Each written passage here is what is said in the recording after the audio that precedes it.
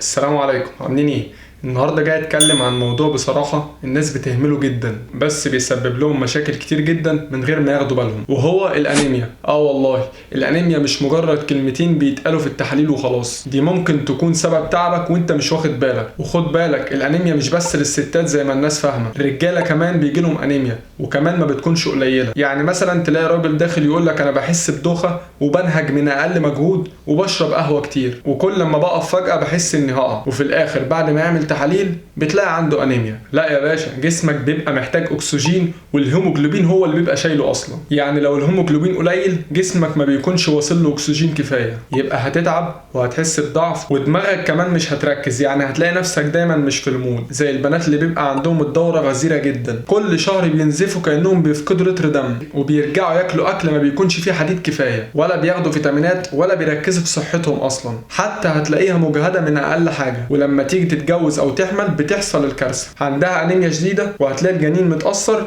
وهي كمان مش هتكون قادرة تكمل الحمل. يعني سواء راجل أو ست، الأنيميا ممكن تعطل حياتك، تخليك متعصب من أقل حاجة، مش قادر تشتغل أصلا. الست كمان هتلاقي شعرها بيقع، بشرتها بهتت، ضوافرها بتتكسر، الراجل يحس إنه مرهق ومش قادر يعمل رياضة، وهتلاقي موده دايما واقع. طيب دي نحلها إزاي؟ أول خطوة إن إحنا نحلل، نعمل صورة دم كاملة، نقيس مخزون الحديد وفيتامين B12 وحمض الفوليك، ولو أنت راجل ومفيش نزيف نشوف إيه المشكلة. هل أكلك وحش؟ بتشرب شاي بعد الاكل على طول؟ بتاخد ادويه بتقلل امتصاص الحديد؟ في مشاكل في المعده زي قرحه او التهابات؟ ولو انت ست نشوف برضو المشكله فين. الحمل او الرضاعه مقصرين؟ بتاكلي اكل فيه حديد؟ عندك مشاكل في الجهاز الهضمي؟ او يمكن انت تكوني نباتيه اصلا وما بتاكليش مصادر حيوانيه فيها B12؟ طيب في اللي انا قلته ده كله اكيد عرفت السبب من ايه. نبدا بقى في العلاج. لو عندك انيميا بسبب نقص الحديد بندي كبسولات حديد زي فيروجلوبين او فيروترون او فيروفول. بتاخدي الكبسوله قبل الاكل بساعه او بعد الاكل بساعتين، واهم حاجه ما ناخدش معاها شاي ولا لبن، خديها مع عصير برتقان او اي فيتامين سي. وفي ناس معدتها اصلا مش بتستحمل الحديد، في الوقت ده بناخد حديد سائل او نقط، او بناخد حاجه خفيفه على المعده. نيجي بقى للناس الحوامل،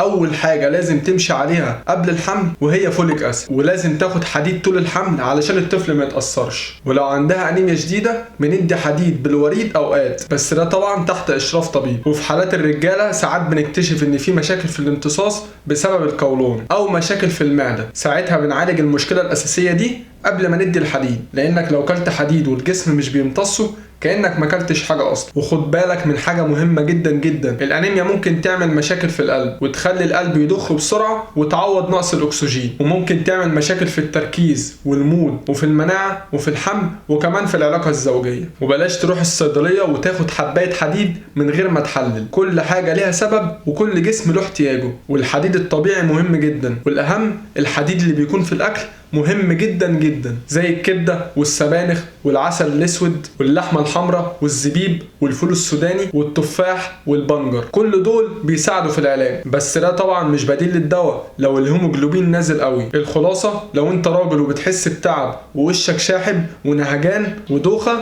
يبقى لازم تحلل. ولو انت ست والدوره غزيره جدا او حامل او تعبان على طول يبقى لازم برضو تحللي. شوف السبب وعالجه صح، وخد بالك من نفسك، لان الانيميا ما ينفعش تتساب خالص. انا كده خلصت الحلقة، ودي كانت جرعة معلومة. ما تنساش تشترك في القناة وتفعل زر الجرس علشان يوصلك كل جديد. انا محمود رمضان، اشوفكم في حلقة اقوى. سلام.